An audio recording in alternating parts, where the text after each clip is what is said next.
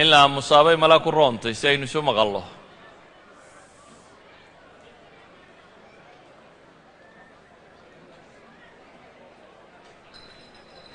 ilaahay subxaanahu wa tacaala qur-aanka wuxuu inoogu tilmaamayaa faqsus ilqasasa lacallahum yatafakkaruun. rabbi subxaanahu wa tacaala fii suurati alacraaf waxa uu ku tilmaamayaa nebiga calayhi salaatu wasalaam isagoo amraya faqsus ilqasas, dadka taariikhda uga sheekee baa ilaahay yidhi subxaanahu wa tacaala. maxaa taariikhda laynoogaga sheekaynayaa? ilaahay wuxuu leeyahy subxaanahu wa tacaala lacallahum yatafakkaruun. waxa ay mudan yihiin in ay fakeraan. yacni taariikhdu waa wax lagu cibro qaato. laqad kaana fii qasasihim cibratun liuli lalbaab. aayad kale alle subxaanahu wa tacaala wuxuu ku leeyahay qisaska ummadaha ee laydinka warramaya waxaa ku jirta wax ku qaadasho, laakiin waxay ugu jirtaa baa ilaahay leeyahay dadka caqliga u saaxiibka ah. waxa aan ka warrami doonnaa maanta qayb ka mida qisooyinkii dunida ka dhacay kuwii ugu cajabta badnaa. taariikhda bini aadamkaa dhacdooyinkaan tilmaami doonno horena looguma arag, dibna looguma arag bay tilmaamayaan. sidaa awgeed baa taariikhyahan muslim oo casrigaasi noolaa oo weliba qayb ka mida noolaaya aan wada noolayn, ibnulahir, waxaynu ka soo qaadan doonnaa bal erayo uu qorayo ibnulahir fii kaamilih. ibnulahir waa nin taariikhyahan oo muslima. wuxuu noolaa casrigii tataarka, laakiin wuxuu noolaa qaybtii hore ee dowla alkhawaarzimiya iyo duminteedii. xataa ma soo gaadhin baqhdaad iyo shaam iyo wixii ka dembeeyey o dhan. wuxuu geeriyooday baan filayaa 630kii hijriyada. wuxuu leeyahay ibnulahir mudda ayay igu qaadatay inaan taariikhdan qoro iyo inaan iska daayo. muddaan joojiyey inaanan qorin buu leeyahy. kadib markii in badan layga codsaday inaan wax ka qoro ayaan isku dayey buu leeyahy inaan qoro. dabeetana wuxuu odhanayaa dhacdada tataarku, xaadithatu tataar min alxawaadith alcudma waalmasaa'ib alkubraa التي عقمت الدهور عن مثلها عمت الخلائق وخصت المسلمين. wuxuu odhanayaa dhacdada tataarka ku saabsani waa dhacdooyinkii ugu waaweynaa ee dunidaba lagu arka buu yidhi. waa masaa'ibta waaweyn bay ka mid tahay. waa masiibo dunidoo dhan haleeshay buu leeyahy. khalaa'iqdoo dhan ku dhacday, muslimkana gaar ku sii noqotay. waxaan odhan karaa buu yidhi hadduu mid yidhaahdo ilaahay dunida sidii uu u abuuray tanoo kale hore ugama dhicin, dibna uga dhici mayso, xataa haddii la yidhaahdo buu yidhi ninkaasi run buu sheegayaa. waayo buu yidhi dajaalku dadka inta raacdabaa buu dayn doonaa buu yidhi, laakiin kuwani inba may sii daynin. dhacdada tani waa dhacdo runtii ilaa xad yaa badan. gebagabadeedii imaam soo gaadhayna waa ibnu taymiya oo isna ka warramayo sawiraya. wakhtiga oo kookooban daraaddeed waxaan isku dayayaa qaybo ka mid ah dhacdada tan inaan tilmaamo. dhacdadani waxay ku saabsiisan tahay niman tataar la yidhaahdo oo dunida weeraray. tataarku waa waddankan yar ee hadda mongolia la yidhaahdo qabiil degi jiray. mongolia muddo aad u yar ayay waxay ku qabsadeen bariga dunidoo dhan. wakhti aad u kooban bay waxay qabsadeen laga soo bilaabo jabaan iyo jayna ilaa iyo poland inta ka dhexlay qabsadeen. waa jabaan iyo jayna laga soo bilaabo oo caalamulislaami lasoo dhex maro, ilaa iyo poland inta ka dhexlay qabsadeen. waa jabaan iyo jayna laga soo bilaabo oo caalamulislaami lasoo dhex maro, ilaa iyo poland inta ka dhexlay qabsadeen. oo Russia oo dhan 7 milyan bay leeyihiin square kilometer square oo Russia la dul maro oo Ukraine la maro oo Poland la maro oo Majar la maro Hungary oo Croatia la maro oo Slovenia la maro oo Bahrul Adrian Talyaaniga dhinaciisa ay istaagaan taariikhda bini aadamka wax sidaa intuu wax u weeraro intaa waqti yar ku qabta lama arag bay leeyihiin dhacdada tan waxa aan rabaa inaan uga waranno inaynu baranno wax ka baranno waxaynu ka baranaynana waxa ugu horeeya inaynu fahamno nidaaga rabbaaniga ee ah waa la jabay inaanu muslimku marnaba isku dhiibin ilaahay qur-aanka wuxuu ku leeyahay walaa tahinuu ولا تحزنوا وأنتم الأعلون إن كنتم مؤمنين هنيت شبنا با إلهي سبحانه وتعالى هبرق شبنا هنيت شبنا وهم مرقوننا هدام مؤمن تهين دينك قرين يبا إلهي سبحانه وتعالى دعددة وحن ورمينا مركاسي ما أها نعيق يا مسلمين تاما قيريدي مسلمين تاينا ندين شاقو oo dabeetana dadka qalbiga inay wada madoobaato wax qalbiga madoobaynayaan ka warramaya laakiin waxaan uga warramayaa in la garto haddii la kufo in la kici karo taa haddii aan ka warramaya laga soo kacay waxa suurtagala wax ka dambeeyo dhanna in laga kici karo taariikhdan markaan ka warrami doona waa qarnigii 7 ee hijriga qarnigii 7 ee hijriyada bilowgeedii waliba haddaan suurad kooban ka bixinno dhacdadan dad aad u tiro badan baa ka warramay qoraale aad u tiro badanna waa laga qoray laakiin waxaan isku dayayaa mulakhas ka mid ah kitaabkan uu qoray Dr. Raghib Sarjani 100 bayj ugu horeeya inaan maanta tijaabin karo dunida wakhtiga aan ka warramayno laba xoog baa ka jiray marka hore xoog waa caalamul islaami oo ka bilaabma China galbeedkiisa ilaa iyo Spain inta ka dhexleh oo muslim haystaan China galbeedkiisa Yurub maxaa la yiraahdaa Asia-da dhexe oo dhan Middle East intan la yiraahdo Afrikada waqooyi ilaa iyo laga gaadhayo Spain inta ka dhaxleh inta waxa haystay dawladii weyneyd ee islaamiga ahayd waa dhul aad u ballaaran dad aad u tiro badan degan yahay awood aad u tiro badan leh aqoontii bini aadamkee waaga taalayna hogaaminaya marka xagga cilmiga laga eego laakiin waxa dhanka u raacda dhanka siyaasadda ayaa mugdi weyni ka jiray waxa ahaayeen ummad kala qaybsan oo is haysata oo aan isbixinaynin oo gobolba gobolka ku xiga weerarku joogto u yahay gobolba gobolka ku xiga weerarku joogto u yahay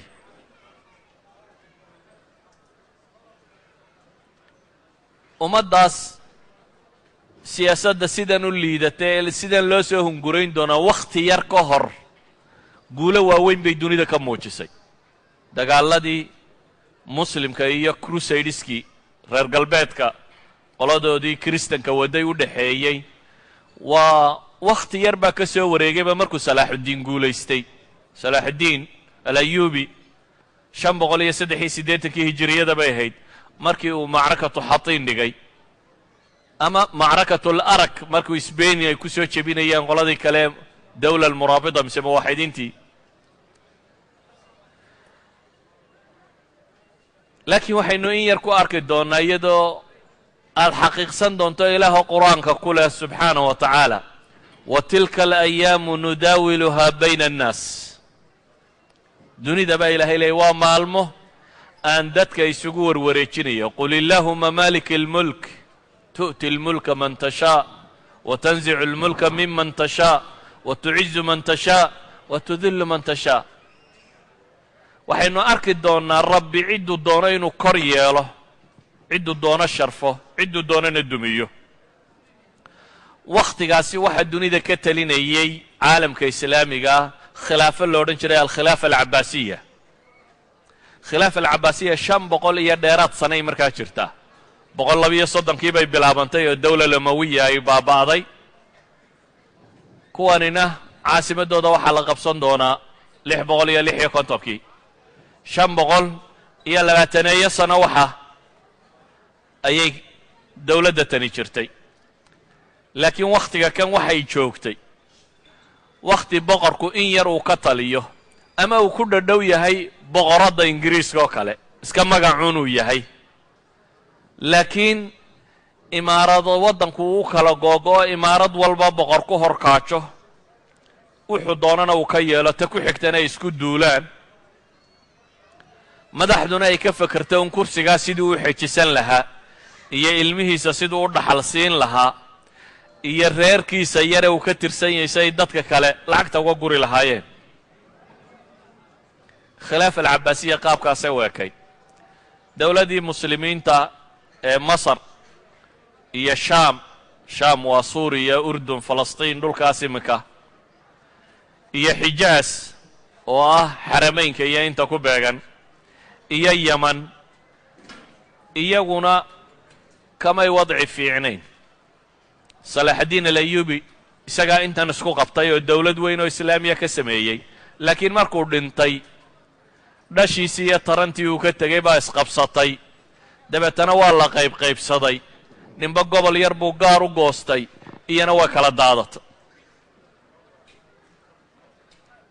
weliba wakhtigaa waxaa kaloo socda alxamla asaliibiya alkhaamisa wixii la odhan jiray, dagaaladii crusadesku wadeen, dagaalkii shanaad baa markaa socda oo dimyaatiya waa markay qabsadeen masar, qayb ka mida ay soo qabsadeen, oo iyagoo meesha dagaalku uu ka socdo uu dhintayna boqorkii ugu dambeeyey markaa ayuubiyiinta ugu xoog badnaa ee masar markaasi xukumay jiray, almelik alcaadil. galbeedka haddaynu u soo kacno, libiya laga bilaabo ilaa andalus, dawla almuwaxidiin oo iyana iska liidata ayaa markaa ka jirtay.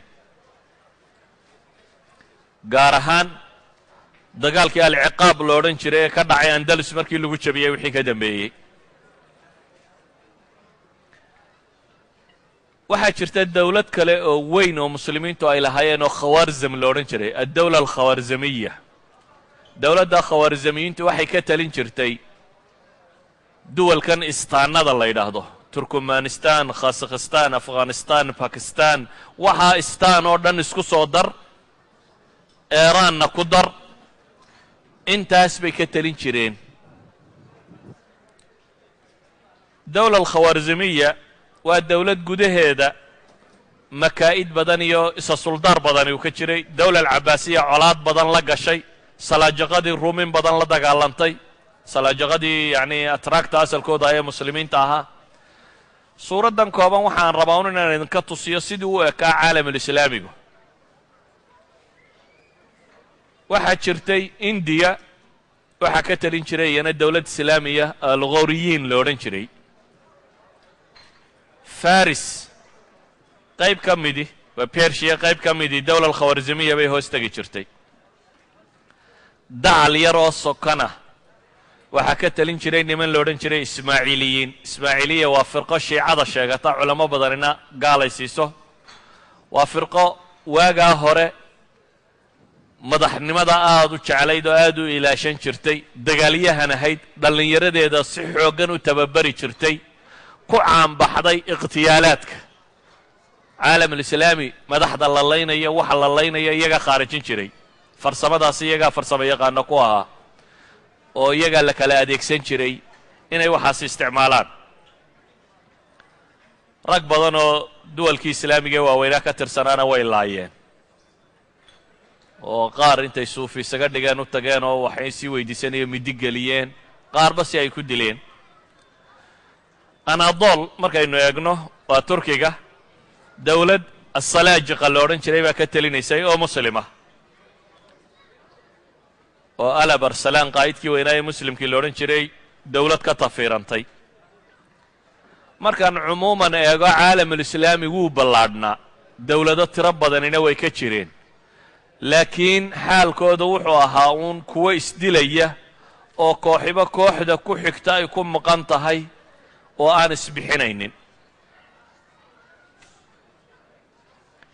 xooggii labaad ee dunida ka jiray wuxuu ahaa xooggii reer yurub gaar ahaan 4 dowladood ee iminkaba caanka ah faransiiska ingiriiska talyaaniga iyo jarmalka afartaasaa hogaaminayay yurub 2 dowladood oo Spain iyo Portugiiska oo markaa iyana jabiyay muslimiinta iyo xooggan baa markaa iyana jiray marka la eego caalamulislaami qaybtiisa waqooyi imaarado yaryar oo dhul ay qabsadeen kristanku crusadeski oo dowlado yaryar oo kristana ka jiray sida Beirut ama Sida ama Akka ama Antakiya kuwaasoo dhambe waxay ahayd dowlado yaryar oo iyana masiixiyiina oo meelahaasi ka dhisnaa dowladahan reer galbeed mooyaane waxaa jirtay kiniisadii bariga oo markaasi deganayd dowlal byzantiya la odhan jiray romanski byzantiyiinta la odhan jiray oo kiniisadan Russia iyo Greega iyo dhankani haystaan ahaan jirtay oo markaa magaaladan Istanbul la yidhaahda haysatay oo halkaasi fadhiisinkeeda u ahaa waxaa kaloo jiray dowlado yaryar oo iyana waxoogaa laaleeg oo maalan dowlat alkurj kurjigu waa Georgia meesha nimka la yidhaahdo amase armenia iyana dowlado yararoo kristan ay ka jiray imaaraat yararoo saliibiya intaasi waxay ahayd caalamkii labadii xoog ee isku hayay sidii ay u yaaleen mar qura ayaa waxaa soo baxay dowlad cusub oo taariikhdii dunida beddeshay oo xoogagii dunida beddeshay oo muddo yar iyadu ku noqotay addawla alkubra ama aan idhaahdo alqutb alwaxiid dowladda qura dunida ka jirta cid kale oo jirta aanay aqbalin waa dowladdii la odhan jiray mongolianska ama tatar ereyga tatar iyo mongolian taarikhyahanadu waa ku murmaan keebaa kee dhalay keebaa weyn keebaa yar taarikhyahanada badh مثلا رشيد الدين الوزير kitaabkiisa la odhan jiray jaamic tawaariikh isagu wuxuu qabaa tataarku inay yihiin shucba min almaquul mongolianiskaa rasmiga tataarku waa qabiil ka mida buu qabaa markaa halka raagib asarjani iyo taarikhyahanno badan in ay cagsiga u dhigayaan oo ay ka dhigayaan mogoolku inuu asalka yahay tataarka iyo tarkiga iyo waxa kan qabaa'il badan oo kale inay markaa ka tirsan yihiin calaa kullin labadan qabiil iyagaaba markii hore isdilay tataarka iyo mongolianisku iyagaa isdilay dowladnimay isku haysteen akhiiran waxa u soo baxay nin boqoroo cusub oo la yidhaahdo jinkis khan boqorkaa cusub ee magacaa la baxay magacaa qaar waxay ku tarjumaan waa naanays waa sidii kaysar iyo magaca noocaasi oo kalea waxay ku tarjumaanba kuwa wax tarjumaa waa qaahiru dunya iyo amiir alcaalam iyo wax la nooca dunida ninkii ugu sarreeyey isaga magaciisa rasmigaa timojin baa la odhan jiray timojin ninkan la yidhaahdo wuxuu ahaa marka la eego nin qaa'idah oo haliyeeya oo ciidan hoggaamiya wuxuu kaloo ahaa baa la yidhahdaa abaabulo bulsheed nin dadka kicin kara oo dad badani ku xidhnaan karaan wuxuu kaloo ahaa manaxe aan digigaxan haddii la marhanayo mongolia maalan markuu qabsanayey qabaa'ilku markay isdilayeen dagaalladu galay reer buu intuu jebiyey ayuu wuxuu yidhi madaxda qabta wixii madax oo dhan inta la soo qabtay 70 ka mida nolosha igu kariya buu yidhi iyagoo nool baa la kariyey yacni ninka madaxdee sidaa u fakaraya buu ahaa waa mongolia gudaheeda markuu qabaa'ilku isdilayeen uu boqortooyadan uu qabsan doono intuu qabtay buu 70 ka mida yidhi ha la kariyo iyagoo nool dheriga ha lagu rido ha karsamaan wuxuu ahaa nin dagaalyahana qaa'ida oo dad hoggaamin karo ururin kara manaxa aan digigaxan ah oo agtiisa naxariisoolina timojin agoonnimuu ku koray bay yidhaahdaan isagoo yar baa aabihii la dilay reerahooda la bay hoofsaday mar dambuu soo lufluftay waxa kan akhiiran boqorkaasuu noqday Temujin wuxuu isku dayay inuu boqortooyo fiican samaysto wuxuu ku guulaystay markaa inuu qabsado waddankii Mongolia la yidhaahdo dabeetana boqortooyadii Chinesku ku durkay boqorradii Chinesku iyana jebiyey China oo dhan buu qabsaday bari buu u socday ilaa Kuuriyuu tegey inta ka dhexle kor buu u socday ilaa Siberia qabsaday Siberia ilaa Kuuriya dawla al-Khwarizmiya dhinaceeda ilaa iyo China dhinaciisa dambe dawlad weyn oo intaa leeg buu samaystay oo aad u ballaadhan dawladdiisaas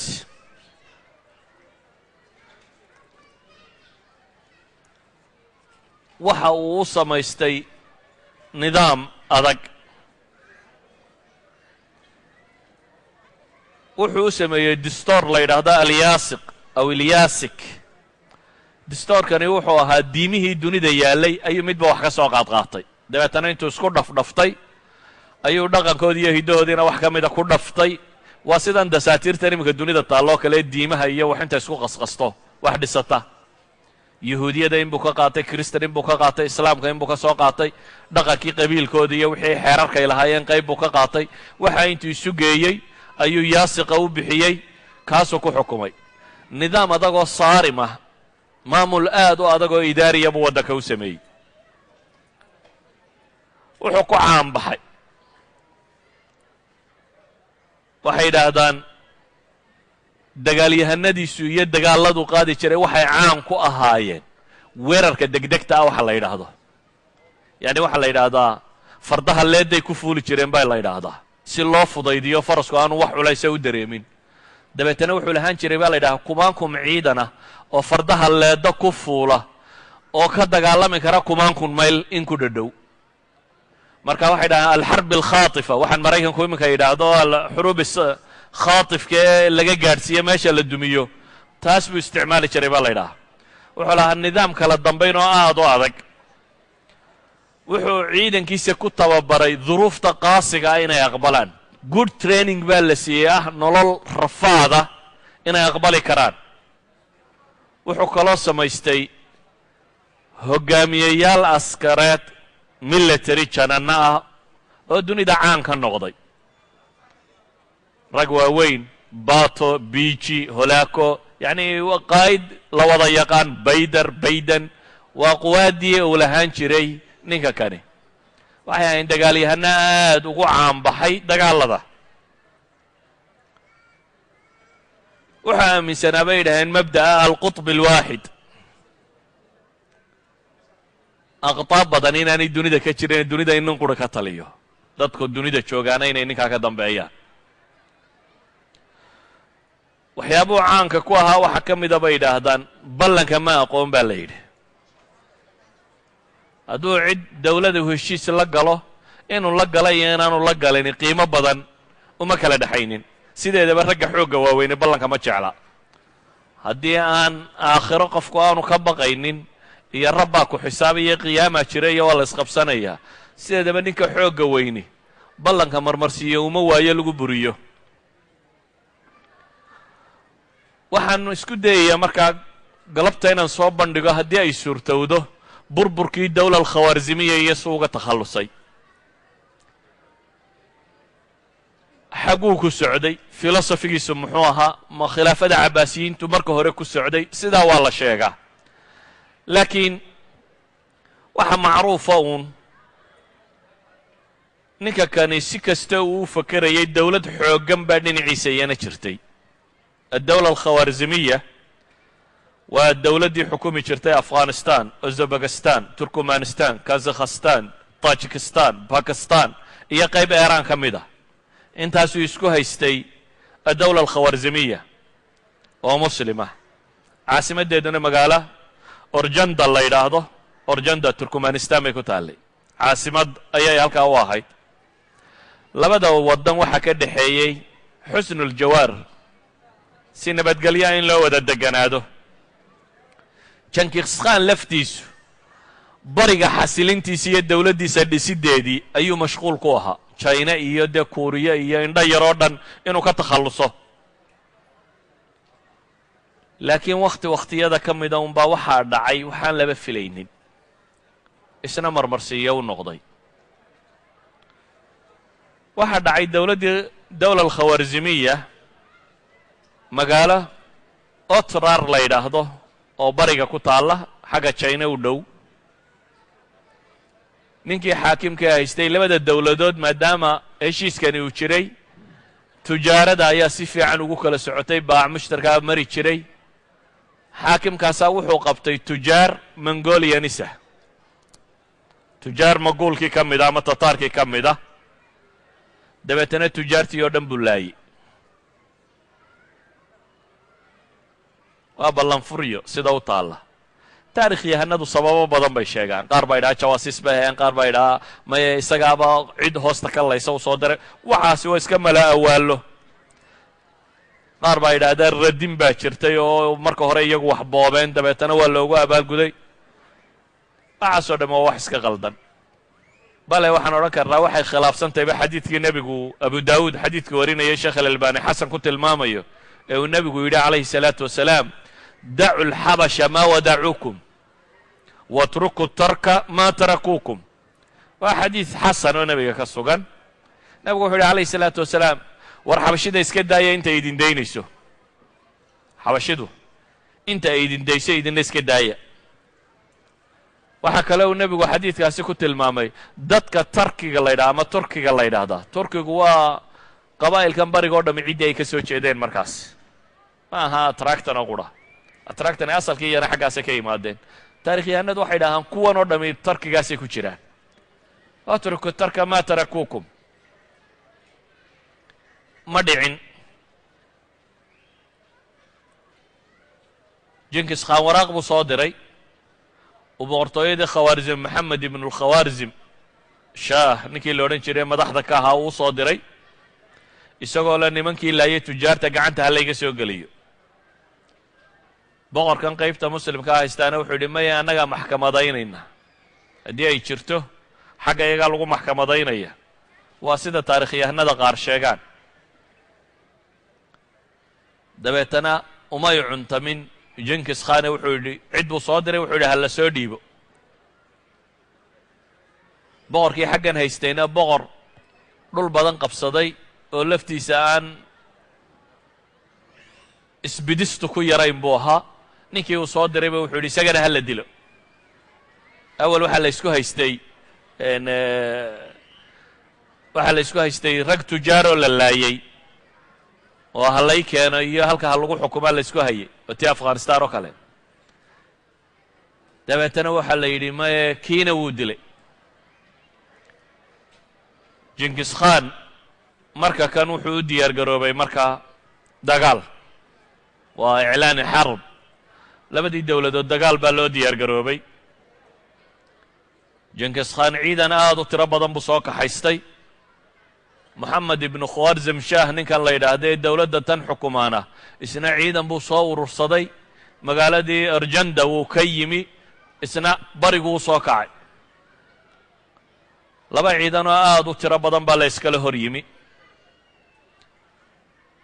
waxaa la ysugu yimi webiga siixoon taarikhyahanada muslimku ay yidhaahdaan sardariya qolada kalena ay ku tilmaamto waa dowladdan kazakhstan la yidhaahdo dhex mara goobtaasaa labadii ciidan isugu yimaadeen dagaal adag baa dhex maray muslimiinta oo qura 20 kun baa ka geeriyooday baa la yidhahdaa dagaalka kan 20 kun oo muslima ayaa lagu waayey tataarka ama mongolianiskana waxaa la yidhahdaa in ka badan ayaa iyagana ka dhimatay 4 maalmood baa la isjafayey oo dagaalkani socday dabeetana markii uu dagaalku adkaaday ayaa dib loo kala yaro gurtay labadii ciidan dhimashadii baa ku badatay dhaawacii baa ku tiro batay dib baa loo kala gurtay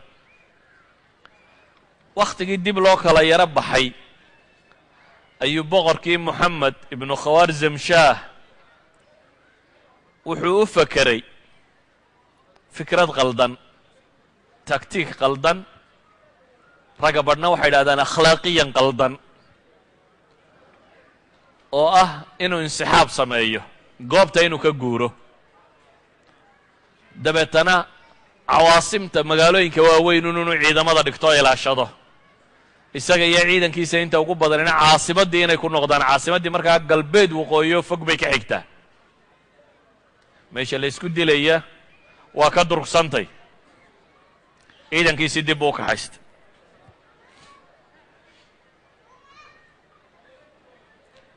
wuxuu kaloo ku tala galay inuu dee ciidamo kala soo urursado badsado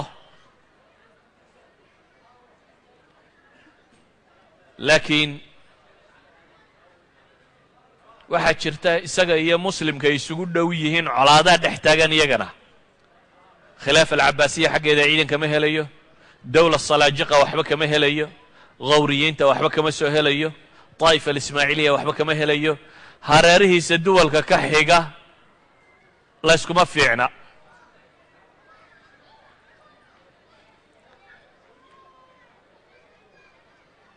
aطraafi dawla ciidamo saasiya kama soo helin waayo ciddii hareeraha ka xigto o dhan waa la ishayey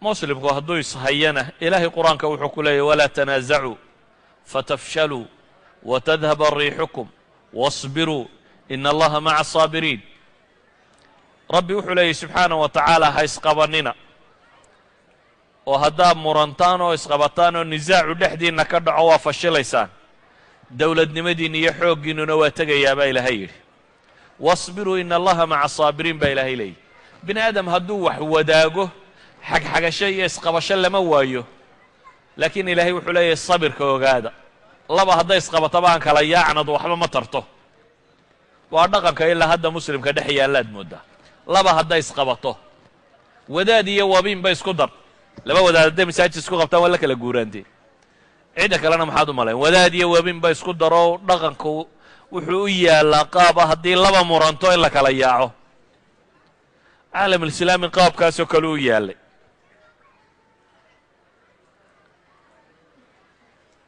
bale inay iscaawiyaan daaye dagaallada tataarku marka ay yaro damaan iyagaa weerarka isku sii qaadi jiray midba ka kaluu is odhan jiray inta aad wax ka sii xoraysatid nebi moxamedna calayhi الsalaatu wasalaam axaadiista ka sugnaatay ee saxiixu muslimka ku taalla rabbi markuu wax weydiistay ilaahay wuxuu u ballan qaaday inaanu ummadda muslimiintaa cadow ka xoog bata oo bannaysta walow dunidoo dhamminaha isu tagtee inaan marnaba alla ku sallidaynin ilaa iyo inay iyagu yihiin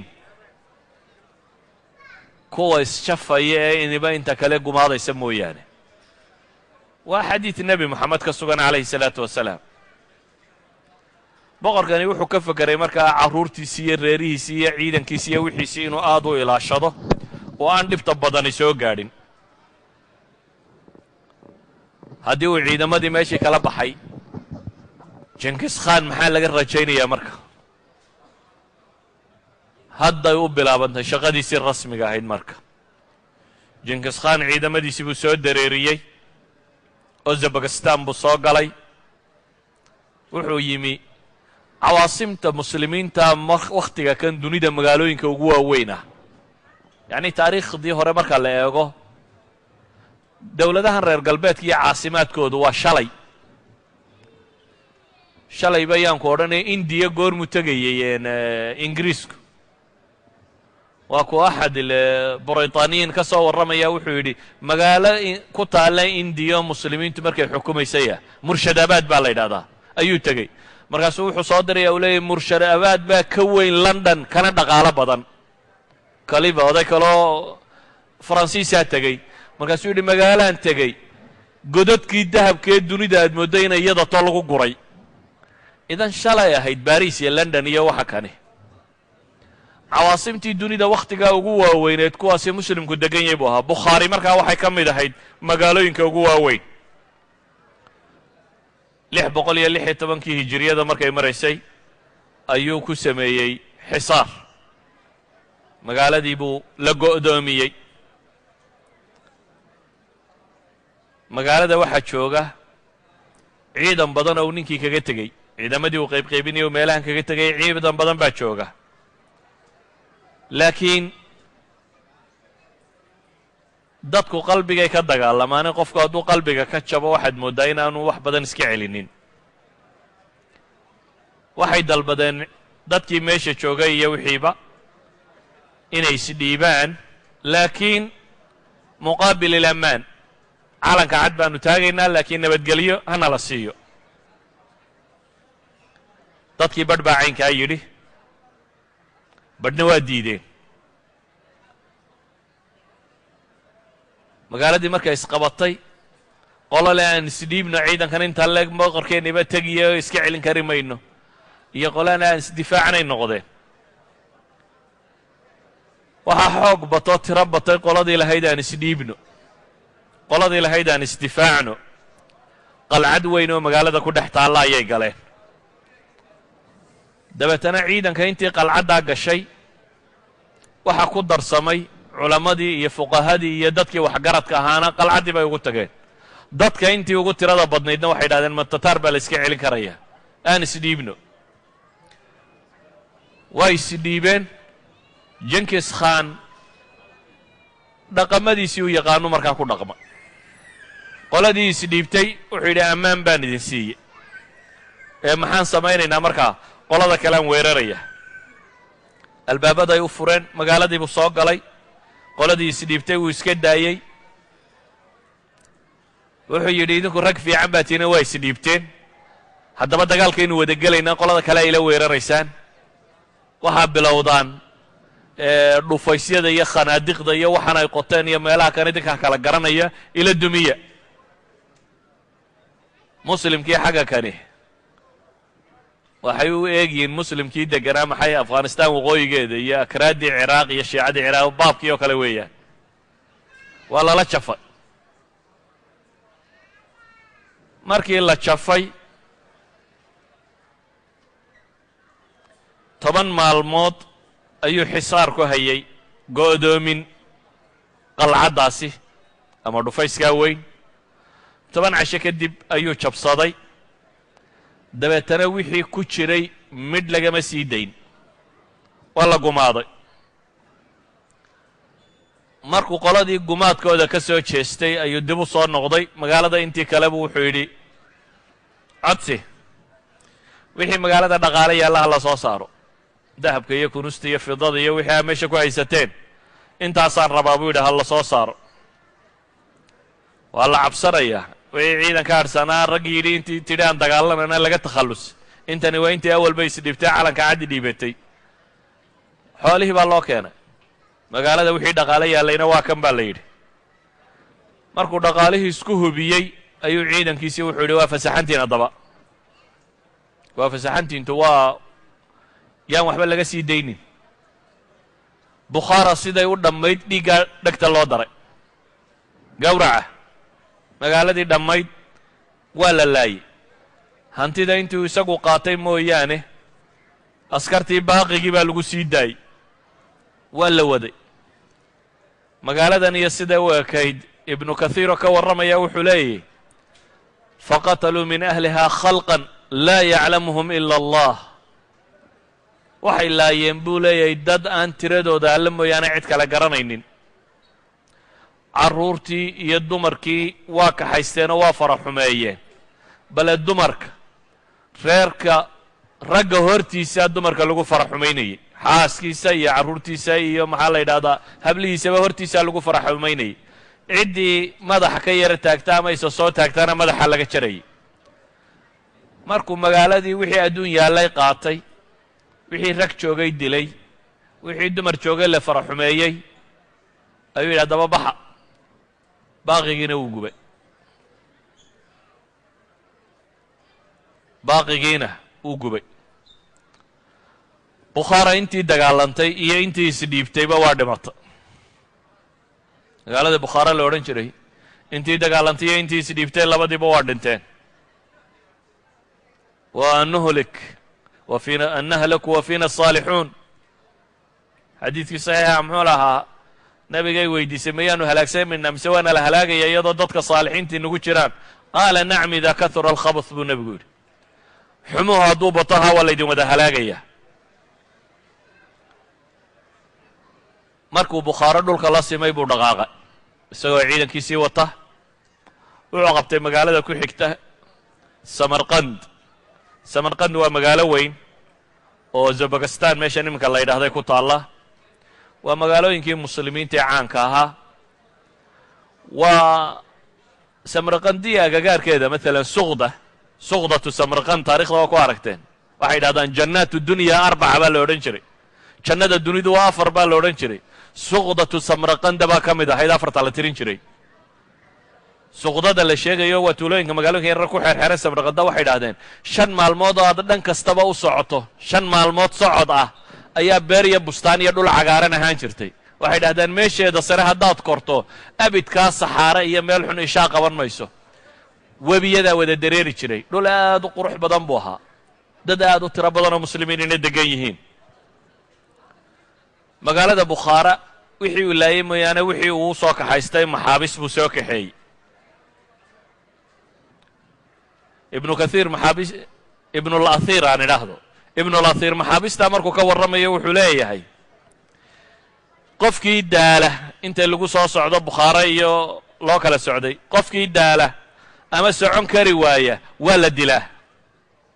inta kalena waa la raraa. waa inay socotaa. haddaad daasha oo wax lagu dhiba ama qaadi karo ama socon kari waydana waa lagu dilaya. dee dadkii dilka ay ka cararayaane qofkii ku ruushi karaaba waa soo socday. samarqando markii loo soo dhowaadayba wuxuu rabaa inuu reer samarqando bajiyo inta aanu dagaal la gelin. maxaabistii muslimiinta intuu qaybqaybiyey ayuu 10kii walba calan buu u dhiibay. kii ah calamadii tataarka ah 10kii qofba calan buu siiyey. waxay reer samarqando arkeenuun waddan dhan oo calankii wada sita oo soo socda. waaba muslimiintii maxaabista ahayd kuwan calanka sitaa. ciidamadiina waa ka sii dambeeyaan. markii meeshii uu arkeen dadkii haziima nafsiya baa ku dhacay. qalbi jab.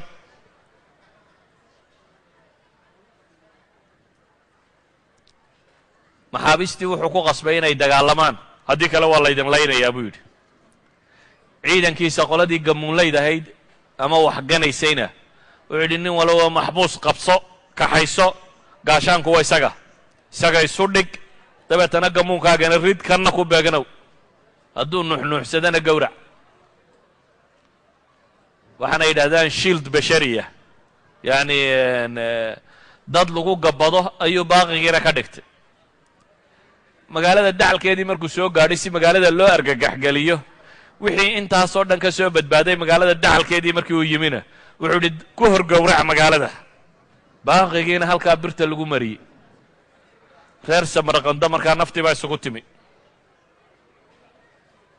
reer samarqanda naftii baa haysata.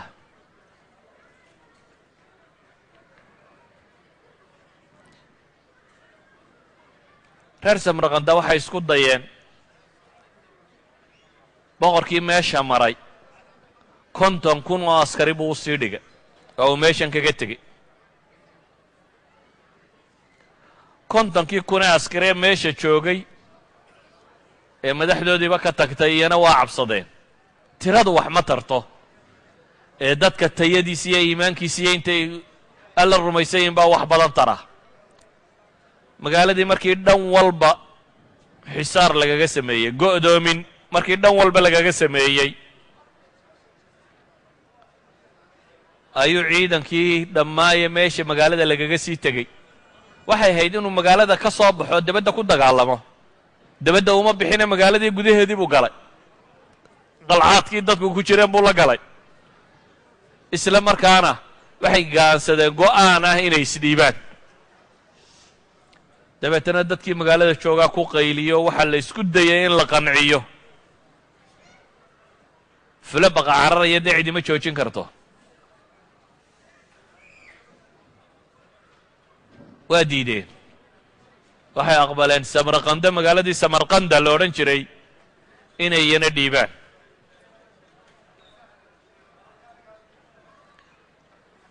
dadkii markuu sidaa arkay culammadii iyo dadkii baa wada hadlay. waxaa la yidhi war kuwani askarna maa cidina ina difaaci maysa aan isdifaacno.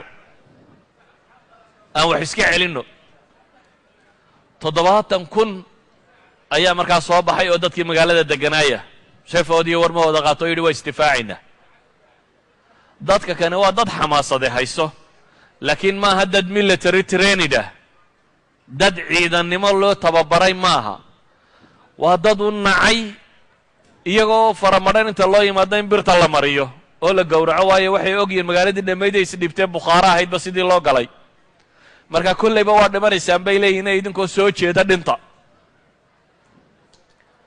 waa soo baxeen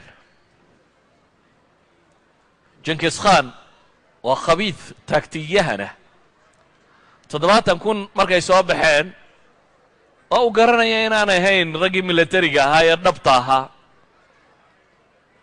ayuu wuxuu sameeyey taktiig dagaal oo ah aan u baqa cararo dadkii markii laysku soo baxayba wuu u baqa cararay ciidankiisii wuxuu faray inay baqa carar sameeyaan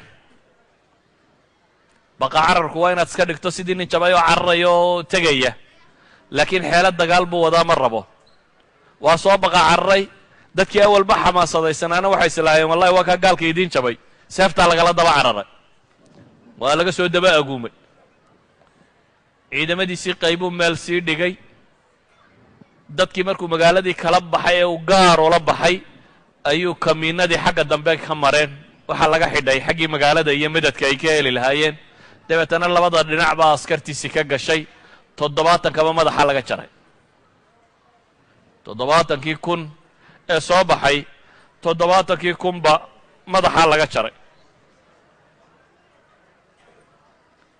dufca waaxida mar keliya 70,000 oo reer Samarqanda ah oo intoodii iimaanku uu ku jiray wax isbaday ah iyagana la gumaaday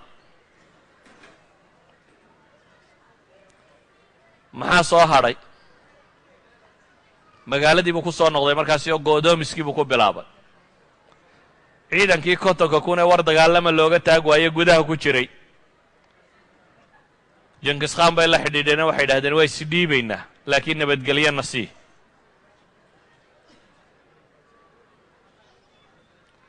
dadka intii kale magaalada ku hadhay way diideenoo warsaani si maaha baa la yidhi qoladii ciidanka ahayd way ku adkaysatay tataarkuna wuxuu yidhi nabadgelyadaan ogolay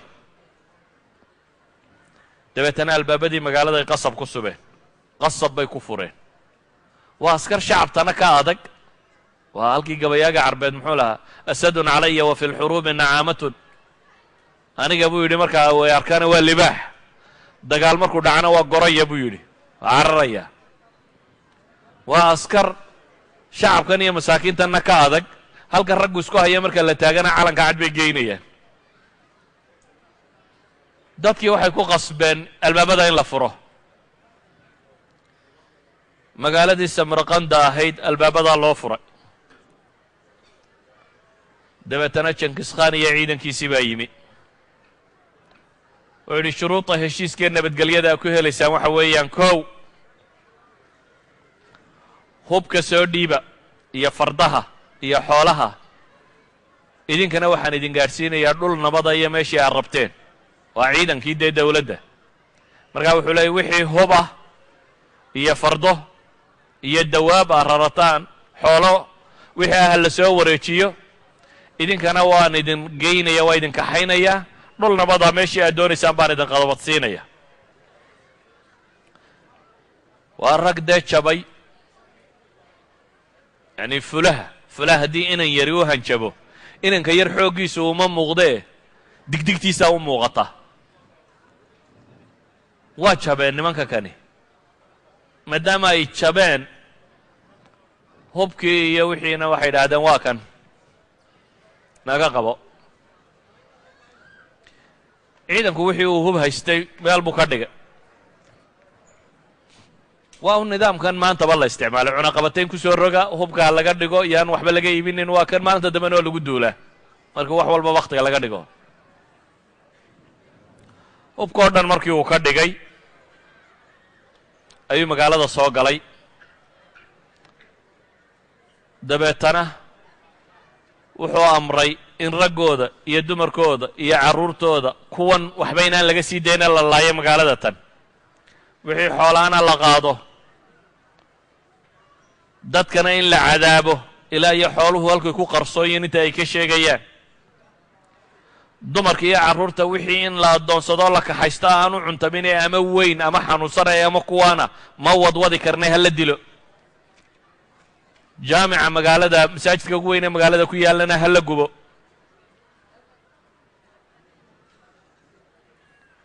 Jenkins Khan magaalada tan dhulkuu la siba.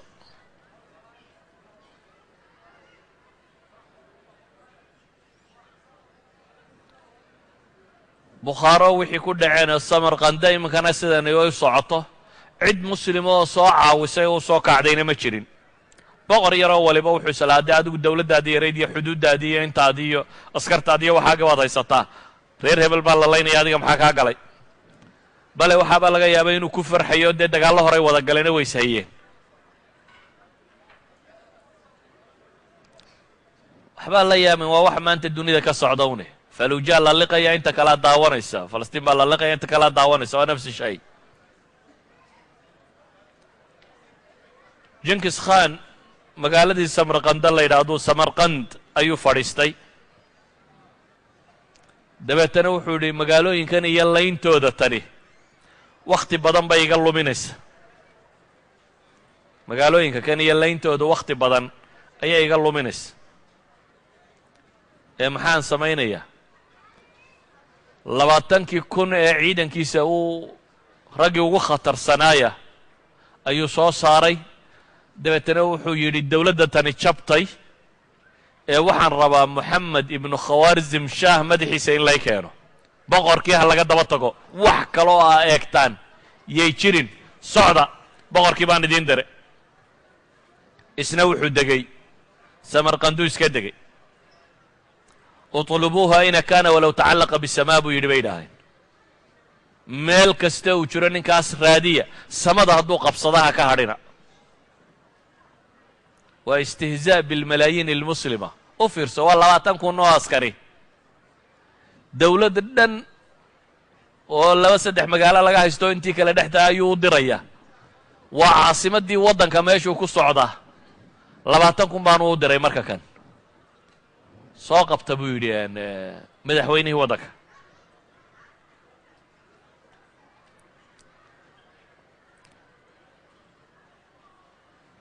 ninkii moxamed ibnu khawaarzam shaah ahaa waa kii cararay. magaaladiisii orjanda lo odhan jiray buu tegey. wixii uu ciidan urursan kara u urursaday. meeshii buu isu joogay. wakhti yarba intaan la joogin waaba tataarkii oo xiimaya, muslimkii oo dhan soo dhex jeexay, organda maraya.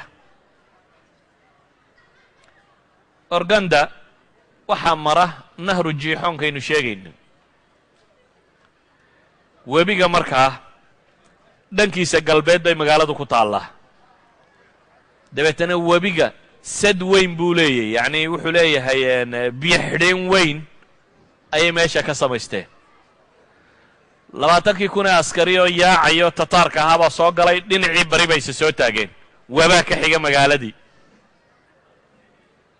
say u tallaabi doonaan? qolada tani waxay arkaan mar haddii webigii weynaa dee meesha ka xiga inaan cidina doonyana ma joogaanoo meesha wixii yaallay waa laga qaaday. lama rajaynaya in cidi ka soo tallowdo. taktiik military bay nimankanina isticmaaleen. markay meesha yimaadeen waxba waayeen, looxaan bay dhiseen. dabeetana harag bay ku dahaadheen. loox xeedhoo kale la sameeyey. harag baa dabeetana lagu dahaadhay. wixii qalabee ka qoyayay oo dhan baa lagu guray. dabeetana fardihii baa laga daadegay. faraskaa webiga lagu ridayaa. ninkana farasku dabada qabsanaya. looxan weyn iyo waxaana gacantu ku qaadaya. farduhu waa dabbaal yaqaanin. faraskaa dabbaalanaya oo ka tallaabaya. askariguna faraskaasuu dabada haysanaya. askariguna wuxuu gacanta kale ku haynayaa. bahashan dhan buu jiidayaa. looxan dhan ee alaabtu saarantuu jiidaya. nidaamkaasay kaga tallaabeen. 20,000 ee askari iyo qalabkoodiiba xagga shishaa loo tallaabiyey.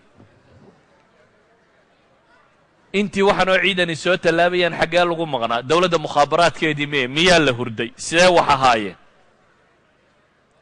lama garanayo maxamed khawarzam shaah iyo ciidankiisii wuxuunbay indhaa kala qaadeen nimankii ciidankii tataarka oo ka soo tallaabay webigii oo dhankii kala taagan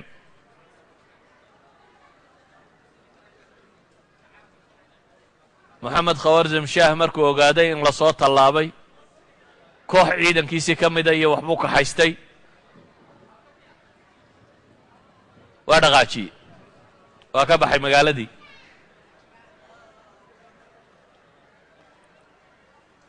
isagoo aan waxba egin ibnu ahiir wuxuu leeyahy waraxala moxamed khawarzam shaah laa yalwi calaa shayin fii nafarin min khaasatih cidna isagoo aan dib u eegin waxoogaa yaro kooxdiisii u kaxaystay dabeetana wuu baxay wuxuu qabtay nisabuur nisabuur waxay ku taallaa koonfurta arjanda ayay ku beegan tahay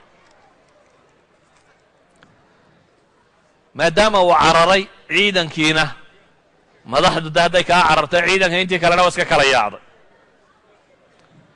laakiin 20,000 kun ee askari nidaam ayuu ku soconayay ninka jinkiskhaan la yidhaahdaa awaamirta sideeday u fulinayaan ma odhan magaalooyin gala cid qabta aniga ninkaa ii doona bay yidhaahdeen ciidankii markuu kala yaacay ninkiina uu baxsaday magaaladii may eegin odaygii cararay bay ka daba tageen magaaladiina waa iska dhaafeen madaxweynihii waa rooray wuxuu rooraba magaalada naysaabuur la yidhaahdo oo koonfur ka xigta ayuu yimi kooxdanina waa ka daba timi waxba may dilin waxba may boobin waxba toos bay u socdaan muslim tiro badan bay dhex marayaan muslimka laftiisiina waxay is idhaahdeen waar baladan haddii ilaahay idinka badbaadiyo baalaan isku taataabin inay iyana haydin dhaafaan iyana cidna ma taabtaan muhiimaddooday u socdaan dadkii iyo askartii iyo wixii kale meel kaga soo hor baxaana nimankan aan idinba taabanin idana ha taabanina la yidhaho jidkaa loo baneeyey jidka markii si fudud loogu baneeyey odaygii bay daba jabacsadeen intii aanu ciidanba urursanin ayaa warku soo dhacay ee odhanaya naysaabuur nimankii waa dul taagan yihin 20,000 kun ee askar oo xiimaya naysaabuur bay joogaan markuu warkaa maqlay madaxweynihii waxoogaagiisii intuu urursaday ayuu maazandaraan magaalo la yidhaahdo taw ugu siiyey waa ka baxay tiina waa eeraan oo magaalo ku taalla naysaabuur markayse soo taageen baa la yidhi madaxweynihii waa baxay kumay weecan magaaladii odaygii bay ka daba tageen magaaladii iyana waa iska dhaafeen madaxweynihii sidii u ordayey wuxuu soo galay magaalo rayi la yidhaaho waa dhanka bari buu markaa uga kacay markii hore arjanda buu ka yimi naysaabuur oo koonfuruu yimi bari buu u jeexay haddana wuxuu qabtay markaa magaalo rayi la yidhaahdo ray markuu yimi ayaa loo sheegay nimankii inaanay magaalooyinkiiba ku hakan cidna laynin ay daba socdaan waa dhaafay iyana hamadaan buu usii kacay waa magaalo kale oo eeraan ka mida iyana nimankii tataar waa yimaadeen waxaa la yidhi duqii hamadaan buu ugu tawsiiyey waa ka daba shubeen magaaladii iyana kumay weecanin waxa ay magaalo marayaan ciidamo muslimiina jooga dad muslimiina jooga waa ummad muslima waa madaxweynihii ninkan la eryaya laakiin baqihii dadkan galay iyo warkii labadaa magaalo dadka sidii u soo gaadhay cidiba xaggan faraha u fiiqi mayso waa loo baneeyey jidka iyana waa ka daba tageen hamadaan isagoo jooga ayuu maqlay nimankii haddana inay weli soo socdaan rayi buu ka soo baxay hamadaan buu joogaa maazandaraantu markii hore ka yimi ayuu dib ugu kala fireeyey maazandaraan buu dib ugu noqda iyana waa ka soo daba laabeen wuxuu maqlay nimankii haddana in yar bay kuu soo jiraan waa carara madaxweyne waddankiisii weli haydan sii ka cayaaraya maxaa la yidhahdaa baashan dhuumashada iyo soo helitaanka waa baxsada baxsadkii wuxuu qabtay gobolkan la yidhaahdo tabristan. tabristan waa gobolka ku xiga ghazwiin, baxru ghazwiin, baddan yar ee ghazwiin la yidhaahdo gobolka ku xiga muslimiintu degi jireen baa tabristan la odhan jiray. gobolkaasuu ta ugu siiyey, dabeetana waa ka soo daba baxeen. wuxuu gaadhay badda markuu tegey ayuu doon fuulay, dabeetana gasiirad yaroo badda barhtankeeda ku taalla ayuu degey. siday u soo eryayeen bay xeebtiisa soo taageen. nasiib darro dee wuu ka baxsaday, iyo nasiib wanaag mid ay tay garan maayo. boqorkii lama hayo. meeshii markayse soo taageen dee tani webi maahe waa bad. markaa dib bay uga laabteen. boqorkii meeshii waa ku busaaradsaday, waa ku cidlaystay, waa ku fool xumaaday, waa baahaday, waa ku baktiyey, waa dhintay. addawla alkhawarzimiya ninkii ka talin jiray kafan baa loo waayey, furaashkuu ku seexan jiraa lagu aasa. addawla alkhawarzimiya ee dhanna jayna dacalkeeda joogta, dhanna ciraaq dacalkeeda joogta, dhanna baxru ghazwiin joogta, dhanna nahru sind ayay joogtaa. bakistan, afghanistan, istaan oo dhan nahru sind webiga la yidhahdee mara gobolkan sindi la yidhaahde ku yaalla bakistan. intaa waddanka leeg ninkii ka talinayey kafan baa loo waayey, furaashkuu ku jiifaa lagu aasay. aynamaa takunuu yudrikkum almowt walow kuntum fii buruujin mushayada. meel kastoo aad tegtidba geeriyi way ku haleelaysaa. addawla alkhawarzimiya haddaan in yar dib ugu noqdo,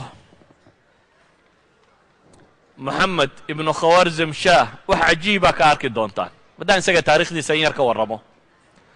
21 sannadood iyo weliba bilo ayuu waddankaasi ka talinayay.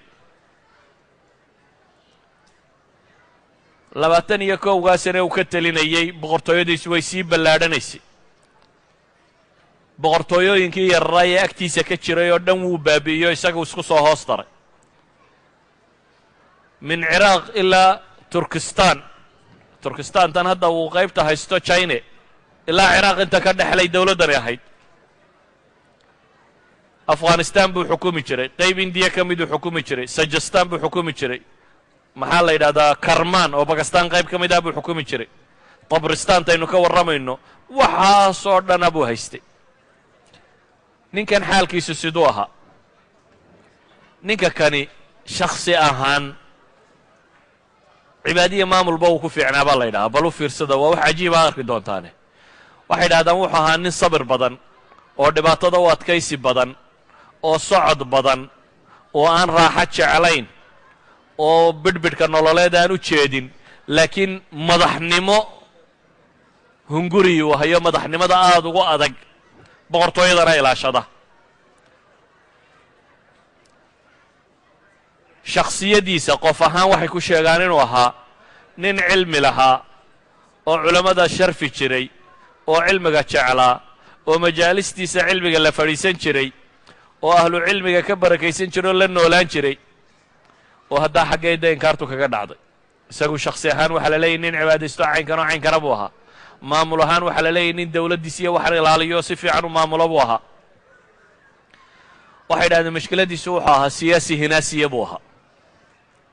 madaxa in cid kale kor u qaado baanu oggolayn, keligii talis, keligii inuu taliyo.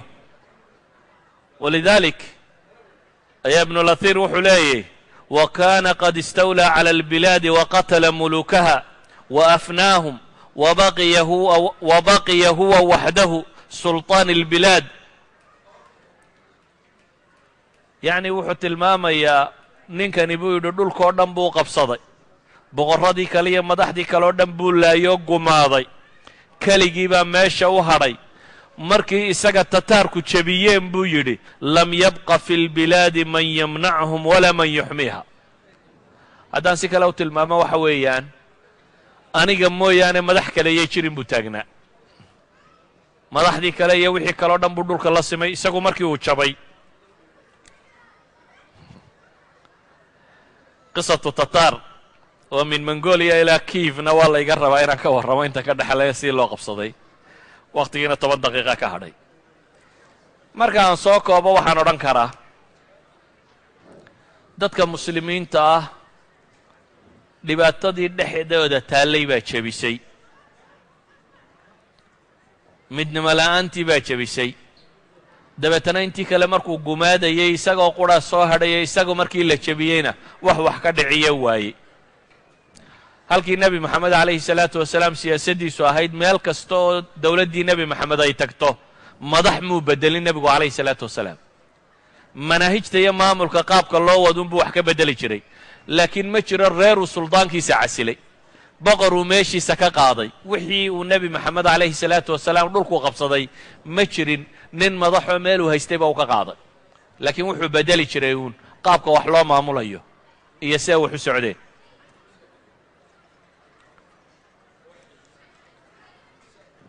ciidankii yaraa ee 20 kun ahaa dib bay u soo laabteen. ciidankaas iyo samarqanda 650 kilomitir baa u dhexeeya intay jareen ee ninka ay eryayeen. caalamka muslimka ee ballaadhan bay iska soo dhex marayaan iyadoon cidina taabanaynin, waayo muslim nafla baan marka meesha joogin. waxay ku soo noqdeen magaaladii mazandaraan la odhan jiray, dabeetana magaaladii bay qabsadeen iyadoo magaalo xasiin ahayd. mazandaraan waxay ka mid tahay magaalooyinkii aan cahdigii cumar markii bershiya uu furtay oo dhan mazandaraan muslimiintii saxaabadu way furan kari waayeen. waxaa la yidhaahdaa waxaa la furtay casri lumawiyiin, maxaa la odhan jiray, sulaymaan ibn cabdilmelik wakhtigiisii baa la furtay. yacni magaalo qalcado aad u adag labay ahayd. haddana dadku markuu qalbi ahaan jabo 20 kun ee ninkaa soo waayey baaba soo cagmariyey, ayaa gacanta soo mariyey. mazandaraan iyagaa qabsaday. dabeetana dib bay u soo noqdeen. waxay ku soo wecdeen magaaladii rayi la odhan jiray. ray markay ku soo socdeen dhexda waxay ka soo heleen ninkii madaxweynaha ay eryayeen hooyadii iyo waxoogaa carruurtiisii iyo dumarkiisii ka mida bay meel dhexe ka heleen. intiina intay maxbuusnimo u qabteen bay u direen. waa 20 kun waxaan sidaa wax u wadaa. maxaabiis intay ka dhigeen bay waxay u direen jinkis khan. magaalada rayi bay yimaadeen. markay rayi yimaadeen iyana cagtaa la mariyey. tuulooyinkii ku dhadhowaa baa la yimi, iyana cagtay soo mariyeen. waxaa la yidhaahdaa khaswiin magaalada la yidhaha markay yimaadeen 40 kun oo qof bay madaxa ka jareen. waxay soo galeen azerbaijan, gobolkan la yidhaahdo azerbaijan bay iyana cagta mariyeen. magaalo tabriis la yidhaahdo bay yimaadeen. tabriis waxaa haystay bay yidhahdaan nin madaxoo khabriyo cabiska ahaan jiray oo ozbik ibnulbahlawaan la yidhaahdo.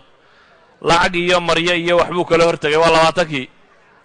dabeetana wuxuu yidhi ammaanna siiya intan qaato. waa ka aqbaleenoo waa iskaga tageen. waxay yimaadeen magaalo tabriis la yidhaahdo. reer tabriis waxay yidhahdeen dagaal baanu ka xignaa. dagaal bay u soo baxeen, jihaad bay iclaamiyeen. qolada tani waa khatar bay yidhahdeen ayna dhaafiya. waa iska dhaafeen. armeniya iyo georgiya bay tageen, cagtay mariyeen. waa dhaafeen. waxay tageen magaalo la yidhaahdo qabiilkan kurjka la yidhahdo. kurjigu waa kuwan iminka georgiyanka la yidhaahdo. cagtay mariyeen. waa kristan qabiil ah iyo wathaniyiin bay isugu jireen. kuwaasna cagtay soo mariyeen. magaalada tiblis la yidhahdo ay cagta soo mariyeen. waa soo dhaafeen. sanadkaasi ah 617 ayuu wuxuu ka dhigay khuraasaan oo dhammi inay bilaa dawlad noqoto. khuraasaan iyo khawaarizm labada gobole la yidhaahdo.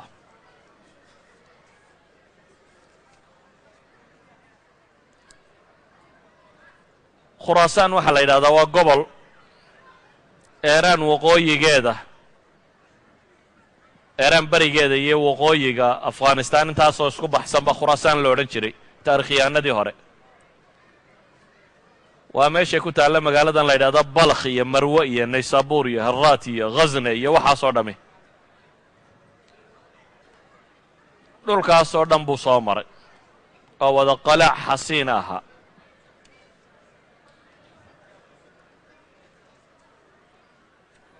maadaama wakhtigu iska gebageba yahay